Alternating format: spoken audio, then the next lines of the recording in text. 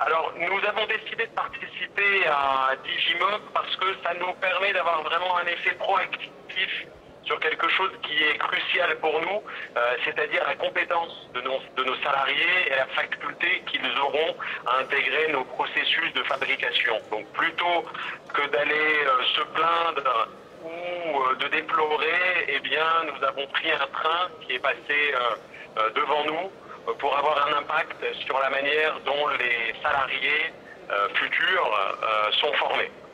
Je voudrais revenir sur ce que disait l'intervenant précédent. Oui, Frédéric Je suis 100% d'accord avec cette égalité entre l'école bleue et l'école blanc. Et je dirais même que si on pousse un peu plus loin, on pourrait presque dire que ça s'inverse. Pourquoi?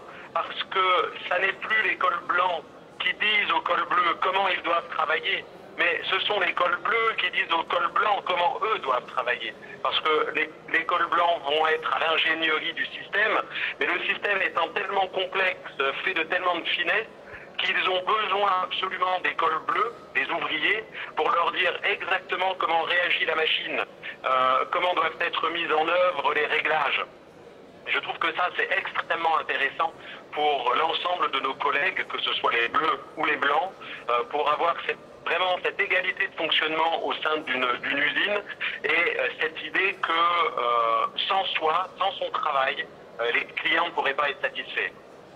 C'est une démarche empirique, ce que vous décrivez là, qui est évidemment hyper intéressante. Je peux vous demander quelle est la forme de votre participation chez Ceratizit au projet Digimob? Alors, oui, nous avons participé de deux manières. La première, c'est que nous avons participé à l'élaboration du socle de compétences de deux diplômes, un diplôme en maintenance et un diplôme d'opérateur de production.